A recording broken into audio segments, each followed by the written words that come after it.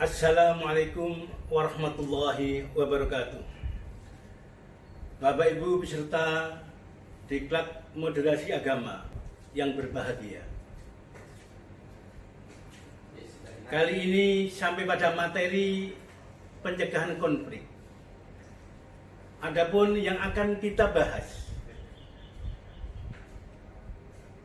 pada materi ini, yang pertama adalah memahami konflik.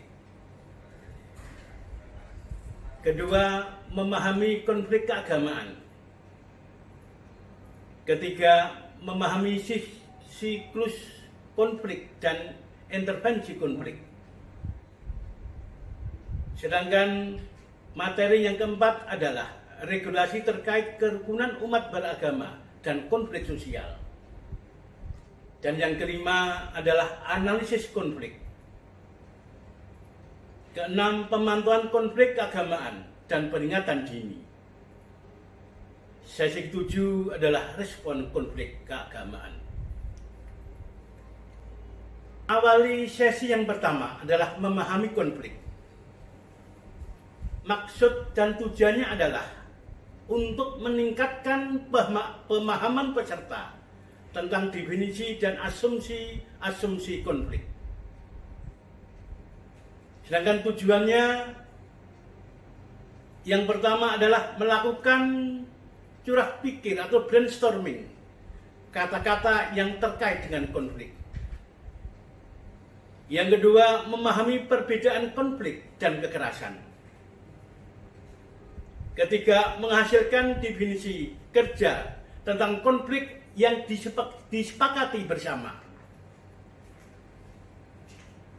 Dan tujuan yang terakhir adalah memahami teori-teori tentang sebab konflik. Definisi konflik ada perbedaan di antara para ulama dan para sarjana. Namun yang lebih penting daripada itu, bahwa konflik ini adalah dua atau lebih orang atau kelompok menyatakan keyakinan bahwa mereka memiliki tujuan yang berbeda. Yang selanjutnya kita pelajari bersama teori tentang sebab konflik. Ada 4 asumsi. Yang pertama adalah teori kebutuhan manusia. Asumsinya adalah terhalangnya individu atau masyarakat dalam mengakses sarana untuk memuaskan kebutuhan dasar mereka menjadi penyebab terjadinya konflik kekerasan. Yang kedua adalah asumsi teori relasional. Artinya, konflik adalah hasil dari interaksi individu kelompok berbeda yang memiliki orientasi budaya, nilai kepentingan yang berlainan. Konflik berada di jantung seluruh hubungan manusia. Sedangkan asumsi teori politik adalah semisal tentang negara adalah satu-satunya arena bagi berbagai individu dan kelompok untuk bersaing, untuk memanfaatkan pihak lain. Mereka percaya bahwa mereka hanya dapat memperoleh akses kepada negara ketika pihak yang lain disingkirkan. Ini berarti kekuasaan adalah pusat dari seluruh konflik. Kemudian yang keempat adalah asumsi teori transformatif. konflik disebabkan ketidakadilan sistemik dan struktural yang diekspresikan kerangka sosial, budaya, ekonomi, keagamaan, dan politik yang saling bersaing. Konflik diperburuk oleh ketegangan antara tuntutan akan perubahan dan resentasi dari struktur dan institusi terhadap tuntutan perubahan. Yang berikutnya adalah sesi yang kedua, yaitu memahami konflik keagamaan. Maksudnya adalah meningkatkan pemahaman peserta tentang definisi, tipe, dan isu konflik keagamaan. Sedangkan tujuannya, yang pertama adalah melakukan curah pikir atau brainstorming kata-kata yang terkait dengan konflik keagamaan. Tujuan yang kedua adalah menghasilkan definisi kerja tentang konflik keagamaan yang disepakati bersama. Kemudian tujuan yang ketiga, mengidentifikasi konflik keagamaan menurut aktor dan isu pertikaian. Yang selanjutnya, ini ada definisi konflik keagamaan menurut para sarjana. Perseteruan atau pertikaian menyangkut nilai, klaim, dan identitas yang melibatkan isu-isu keagamaan atau isu-isu yang dibingkai dalam slogan atau ungkapan keagamaan. Ini menurut Alam 2009, Ali Fauzi, Alam, dan Penggabean 2009. Keagamaan menurut aktor dan jenis insiden ini dicontohkan, yaitu ada form yang bisa kita ambil pengertiannya. Yang pertama adalah antar umat beragama, konflik antar umat beragama. Kemudian antar umat beragama. Kemudian umat beragama dengan pemerintah. Dan umat beragama non pemerintah. Ini ada konflik itu nir kekerasan dan konflik kekerasan. Yang selanjutnya, Bapak Ibu peserta, kita sampai pada memahami siklus konflik. Maksud daripada memahami siklus konflik adalah meningkatkan pemahaman peserta tentang fase dalam siklus konflik dan posisi pencegahan dalam fase tersebut. Adapun tujuannya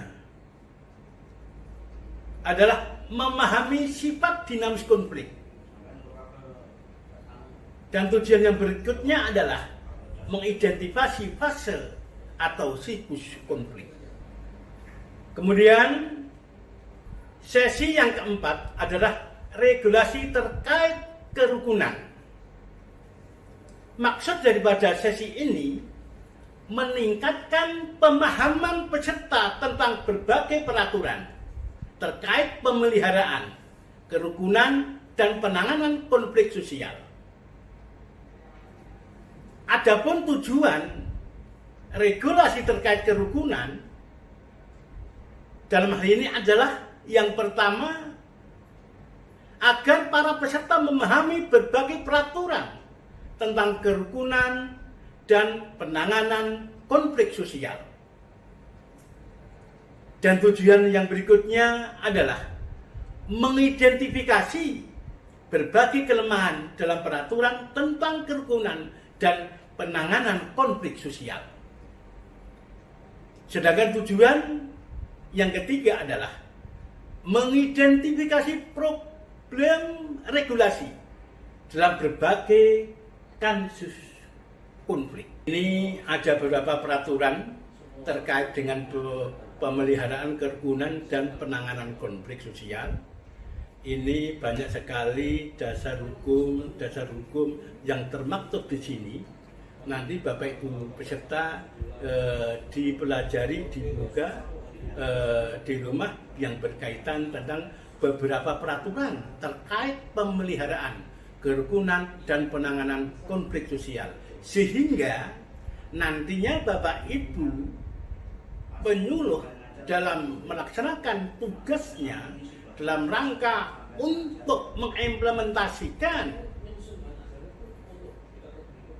moderasi beragama dalam hari ini untuk menekan konflik yang sedini mungkin, seminim mungkin di masyarakat, akan ada pegangan sebagai dasar hukum tindakan kinerja Bapak di masyarakat.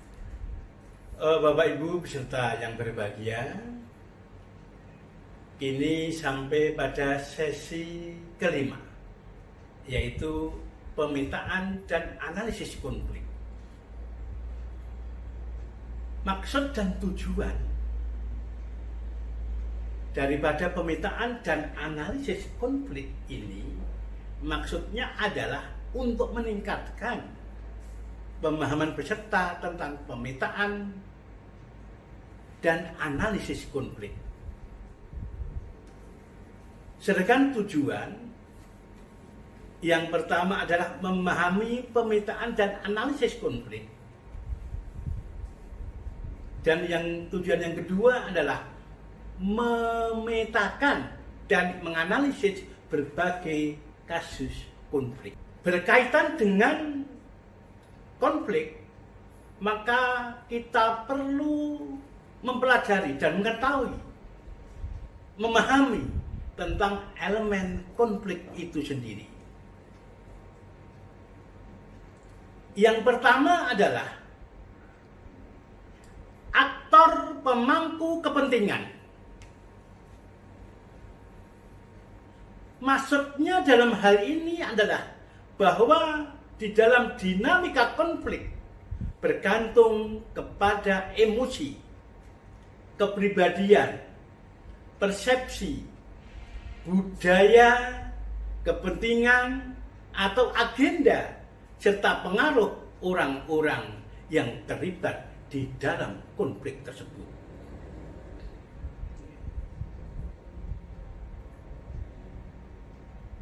Yang selanjutnya adalah isu utama. Elemen isu utama.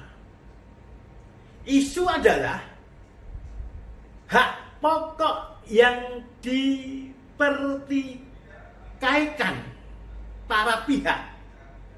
Seringkali isu itu bersifat multidimensi. Di antaranya penyelesaian yang satu belum tentu mengakhiri konflik. Kemudian problem memiliki akar utama. Penting untuk menganalisanya. Kemudian problem yang bersifat dinamis, berubah sering terjadinya waktu. Kemudian ada juga elemen konflik, proses elemen konflik. Proses adalah cara para pihak merespon konflik. Ada 3 jenis respon: nir kekerasan, konfrontasional, dan kekerasan. Proses mengalami perubahan sering berjalannya waktu. Cara masyarakat dalam merespon konflik berkembang, terkadang konteks tertentu memiliki keunikan. Ini adalah prosesnya. Kemudian elemen konflik dilihat dari segi konteks. yaitu mengacu pada kondisi-kondisi yang melekat pada situasi konflik. Misal, persepsi yang berkembang, lokasi geografis, komposisi demografis, konteks historis, ekonomi, politik, dan budaya. Di sini akan kita amati tentang deskripsi dan analisis kasus. Di sini ada 3 kolom, nomor, item, dan keterangan. Item yang pertama, nomor pertama adalah nama peristiwa. Kemudian di kolom keterangan, peristiwa yang terjadi itu konflik. Masalah apa? Nah, nanti Bapak Ibu yang mengisi kolom ini. Kemudian yang kedua, item yang kedua, tanggal peristiwa. Terjadi konflik dimaksud itu pada tanggal berapa? Lebih lengkap, hari apa, tanggal dan jam berapa. Setelah itu item yang ketiga, Bapak Ibu menulis lokasi peristiwa konflik itu di mana. Yang konflik itu terjadi di mana. Misalkan di kelurahan mana, RT mana, kelurahan mana, kecamatan mana, kabupaten mana.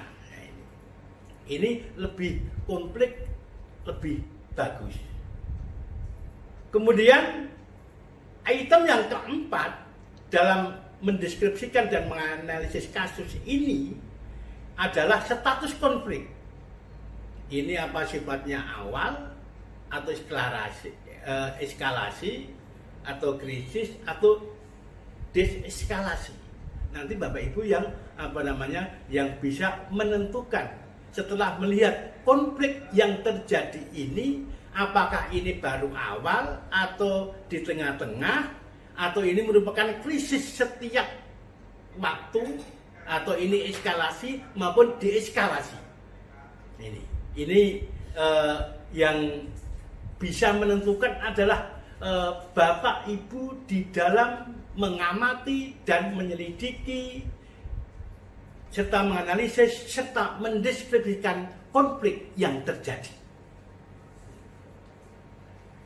Kemudian item yang kelima adalah status penyelesaian, artinya selesai atau belum selesai. Ini nanti Bapak tuliskan. Bapak tuliskan. Kemudian yang keenam adalah deskripsi peristiwa. Di dalam mendeskripsikan peristiwa ini, Bapak Ibu nanti mengikuti model penulisan 5W. What, when, where, who, why, dan now. Artinya, apa yang terjadi, kapan terjadinya, di mana kejadian, siapa yang berkonflik, mengapa adanya konflik, dan bagaimana cara penyelesaiannya.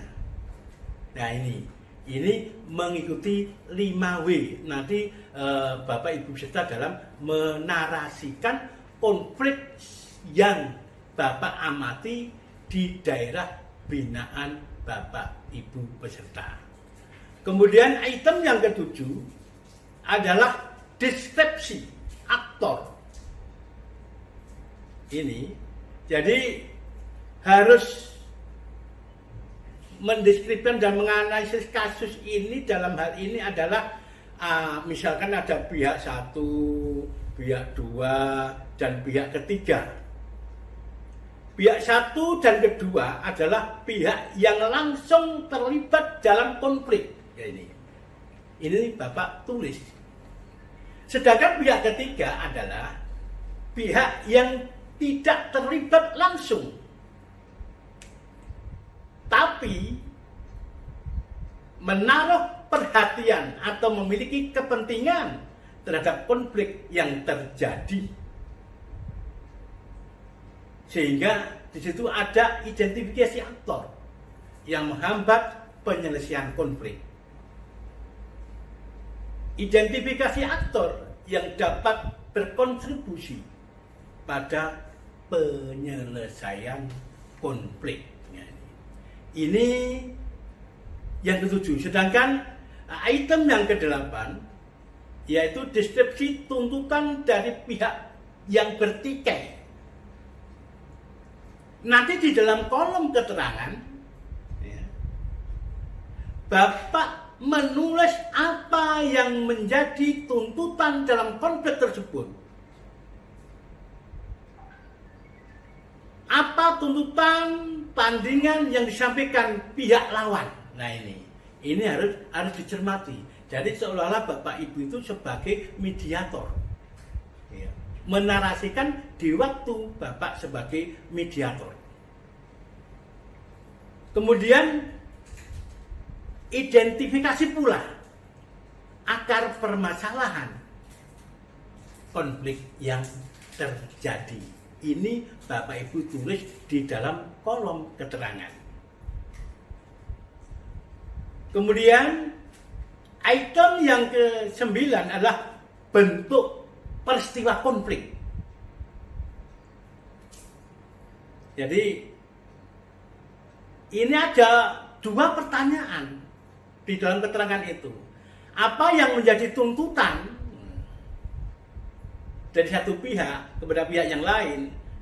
Kemudian apa tuntutan tandingan yang disampaikan pihak lawan? Nah ini ditulis apa? Dinarasikan. Apa yang menjadi tuntutan, kemudian pihak lawan itu tuntutannya apa? Kemudian identifikasi pula akar permasalahan konflik yang ini. Kemudian yang ke-9, bentuk peristiwa konflik, ada pengaduan, pernyataan sikap, protes kekerasan, dan sebagainya, bisa satu atau beberapa bentuk. Dan yang item yang terakhir adalah upaya penyelesaian yang sudah dilakukan. Apakah dalam bentuk dialog, mediasi, konsolidasi, dan sebagainya? Apakah penyelesaian itu efektif? Jika tidak, apa kendalanya? Dan apa alternatif solusinya? Ya, ini yang Bapak Ibu keterangan. Dan ini tidak hanya ditulis demikian, tapi maksud daripada petunjuk di dalam keterangan cara mendeskripsikan dan analisis khusus itulah yang perlu ditindaklanjuti oleh Bapak Ibu peserta diklat. Bapak Ibu peserta yang berbahagia, sampailah saat ini pada sesi ke-6, yaitu peringatan dini konflik. Dan dalam sesi ini, mohon maaf saya sambil duduk karena sudah superset, yaitu lebih dari 50 tahun, saya itu 50 tahun. Sehingga saya dengan duduk biar nggak kejut. Di dalam sesi peringatan dini konflik, maksudnya adalah untuk meningkatkan pemahaman peserta tentang deteksi peringatan dini sebagai bagian dari pencegahan konflik. Adapun tujuannya, yang pertama adalah memahami pengertian peringatan dini. Dini bukan nama orang, tapi dini dalam arti cepat tanggap ketika ada konflik. Sedangkan tujuan kedua, mengidentifikasi berbagai jenis gelagat terjadinya konflik. Kemudian tujuan yang ketiga, menganalisis berbagai jenis gelagat terjadinya konflik. Untuk yang selanjutnya, kita perlu mengetahui apa yang dimaksud dengan peringatan dini. Peringatan dini adalah kegiatan menghimpun dan menganalisis informasi mengenai konflik dan kekerasan yang diduga akan terjadi terkait dengan isu-isu keagamaan. Yang selanjutnya, Bapak Ibu peserta diklat yang berbahagia, kita amati bersama tentang alur peringatan dan respon dini konflik. Di dalam denah gambar tersebut, ya, peringatan dini mulai dari bawah itu harus diwujudkan respon yang sedini mungkin atau respon dini. Ini adalah sebagai penanggulangan sebelum konflik itu terjadi. Oleh karena itu, kita harus mengetahui gelagat pemicunya itu siapa. Gelagat pemicu itu apa? Siapa yang melakukan? Nah, kemudian ini datang dari gelagat struktural, kemudian gelagat akselerator. Kalau respon dini tidak dikerjakan, maka gelagat pemicu tersebut akan menjadi proses konflik itu sendiri. Ya. Ini yang kita pelajari. Siapa penyebabnya? Oleh karena itu, ya,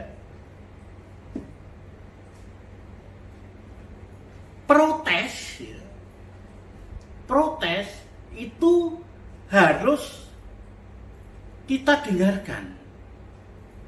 Kemudian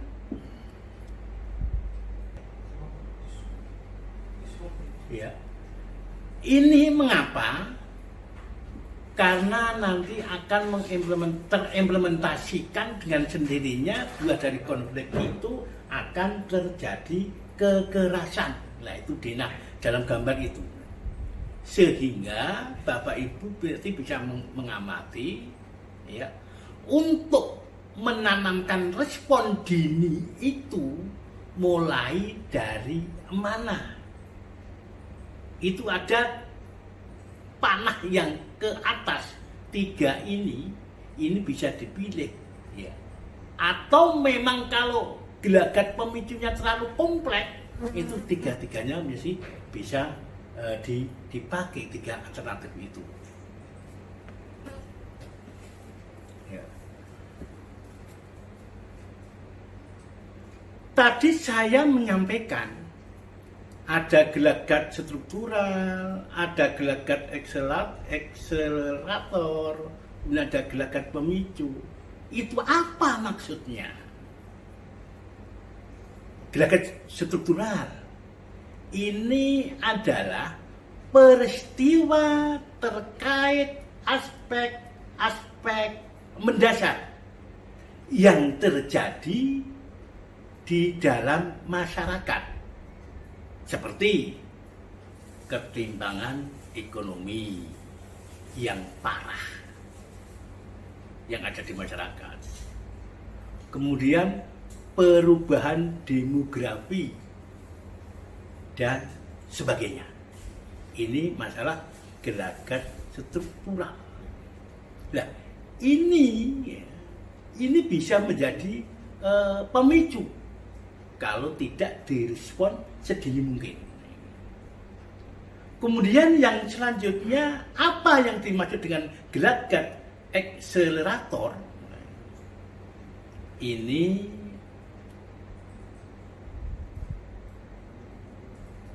peristiwa atau perkembangan tertentu yang dapat meningkatkan suasana tegang dan menonjolkan sisi yang paling rawan di dalam masyarakat, seperti migrasi yang pesat, kemudian kenaikan harga kebutuhan pokok, kemudian pendirian rumah ibadah ekstrim yang cenderung pada penggunaan kekerasan dan sebagainya. Nah, ini sekilas tentang gelagat akselerator. Kemudian kita lanjutkan gelagat pemicu. Gelagat pemicu ini adalah diawali oleh peristiwa tertentu yang menjadi katalis meletusnya kekerasan, seperti percekcokan, penghinaan, ujaran kebencian, rumor, berita bohong yang sekarang marak-maraknya disebut dengan hoax dan sebagainya. Oleh karena itu, Bapak Ibu bisa mengisi kolom-kolom kasus ini adalah kasus 1 sampai 6 tentang faktor-faktor konflik. Ada faktor struktural, ada faktor akselerator, ada faktor pemicu. Nah, ini hendaklah diamati sesuai apa yang terjadi di lingkungan binaan Bapak Ibu, kemudian dimasukkan ke dalam kasus konflik 1, kasus 2, kasus 3, kasus 4, kasus 5, dan kasus 6. Nah, ini tolong untuk diperhatikan. Nah, kalau sudah bisa mengerjakan dalam hal ini, saya salut kepada Bapak Ibu. Berarti respon dini segera akan diimplementasikan sewaktu ada gejala konflik. Nah, ini sudah pada sesi yang ke-7, yaitu respon dini konflik. Apa maksud ini? Ialah untuk meningkatkan pemahaman peserta tentang respon dini sebagai sebagian dari pencegahan konflik. Sedangkan tujuan yang pertama adalah memahami pengertian respon dini. Dan yang kedua, tujuannya adalah mengidentifikasi kompetensi aktor-aktor pelaku respon dini. Kemudian tujuan yang ketiga adalah mengidentifikasi berbagai jenis respon yang sesuai level peringatan dini.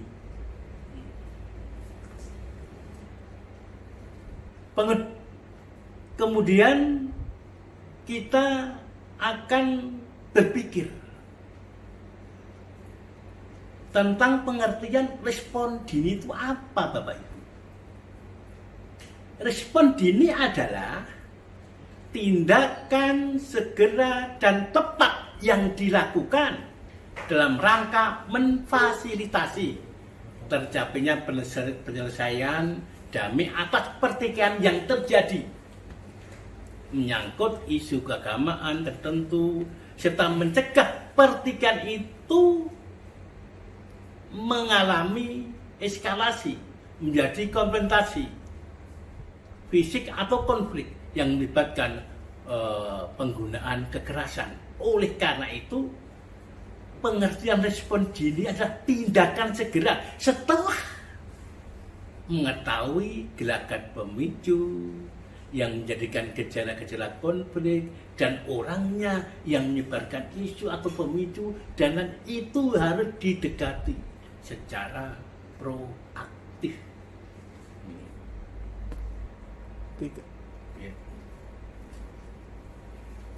Untuk selanjutnya Bapak Ibu beserta,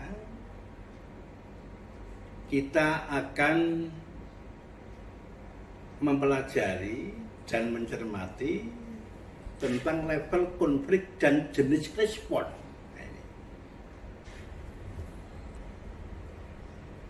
Di dalam level konflik dan jenis respon ini ada level kekerasan. Indikatornya apa saja kalau sudah mencapai pada kekerasan, seperti peledakan, pengeboman,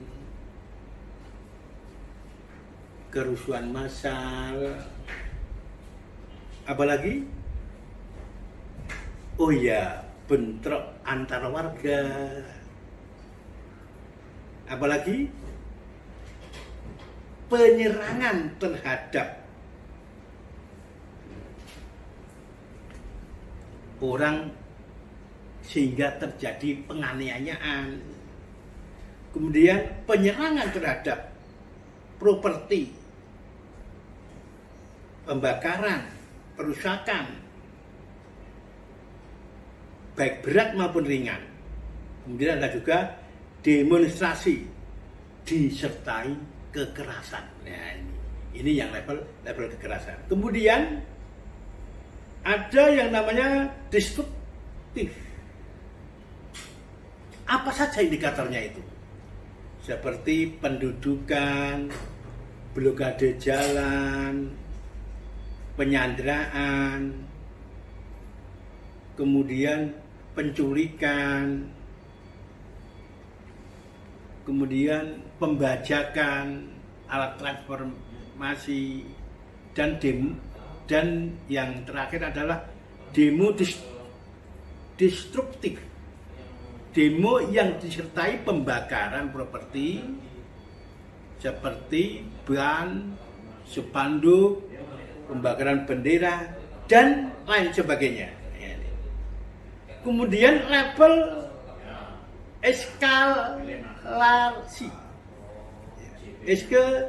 eskalasi awal. Ini yang pertama itu beredar info tentang rencana aksi massa. Kemudian adanya pertemuan membahas rencana aksi massa. Kemudian yang selanjutnya,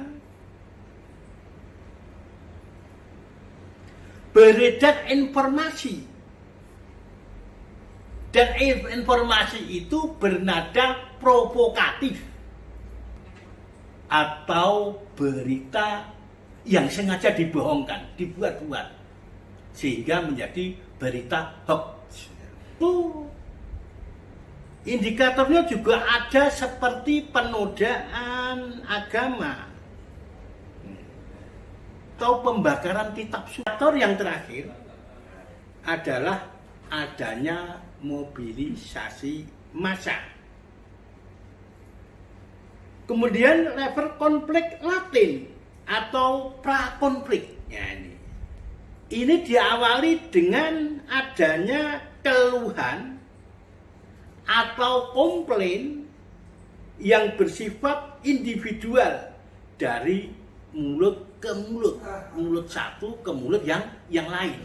Dan yang kedua, beredar berita yang belum bisa dipastikan tentang kebenarannya, sehingga dapat dikatakan kabar angin. Yang selanjutnya adalah kegiatan penyiaran agama terhadap kelompok penduduk yang sudah menganut agama tertentu. Nah, ini masuk dalam konflik latin atau prakonflik. Sehingga kalau Bapak Ibu sebagai penyuluh mengetahui di masyarakat ada yang menyebarkan agama ditujukan kepada yang sudah membuat agama, hendaklah diperingatkan dengan bijaksana, dengan cara yang hasanah atau cara-cara yang baik. Dan yang terakhir, level konflik latin atau prakonflik, indikatornya adalah penyiaran agama yang mengandung ajaran kebencian yang bernuansa sara. Sara itu bisa disebabkan karena suku, agama, ras, dan antar golongan. Ada faktor resiko. Faktor resiko ini indikatornya yang pertama adalah pembangunan properti.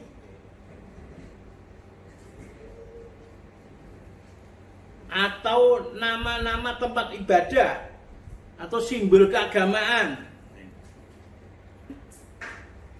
Indikator yang berikutnya adalah kehadiran kelompok ataupun komunitas keagamaan yang sering dipersoalkan masyarakat. Yang ketiga indikatornya dari faktor risiko ini kehadiran orang atau kelompok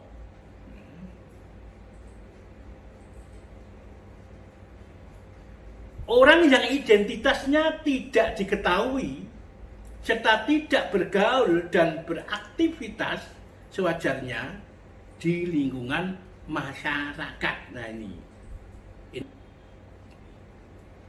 indikator berikutnya, faktor risiko itu kalau mengadakan perayaan atau hari-hari agama, karena itu pasti mengumpulkan orang banyak, dan orang banyak ini berasal dari masyarakat yang multikultural. Kemudian yang kelima adalah keberadaan hewan peliharaan atau ternak yang dapat mengganggu kerukunan, misalnya lupa tidak diikat atau dibebaskan, sedangkan hewan itu bertingkah laku sesuai dengan instingnya, di mana itu ada keselamatan dan bisa untuk dimakan, itulah hewan dimakan tanpa memikirkan seperti manusia ini punya siapa dan tidaknya. Oleh karena itu yang lebih hati-hati adalah yang punya hewan. Harus bisa mengantisipasi, jangan sampai hewan tersebut bisa merugikan tetangganya. Keberadaan tempat hiburan malam atau panti pijat, misalkan plus-plus, ini juga merupakan faktor risiko. Banyak sekali risikonya. Dengan hiburan malam itu terjadi keributan, terjadi kekerasan, pertikaian antara geng satu dengan yang lain. Dan kalau indikator itu berupa panti pijat plus-plus misalkan, wah ini akan mendatangkan, kalau kita tidak hati-hati, apalagi musim sekarang itu corona, ini tante corona akan menghinggapi pada kita kalau kita tidak hati-hati. Bapak Ibu yang berbahagia, adapun indikator faktor risiko yang terakhir adalah pemilihan kepala daerah atau pilkada.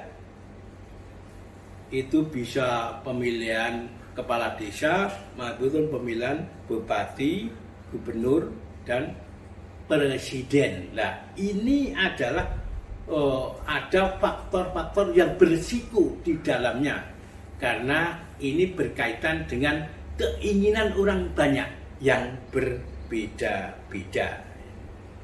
Yang selanjutnya, Bapak Ibu peserta yang berbahagia, ini ada kolom identifikasi level.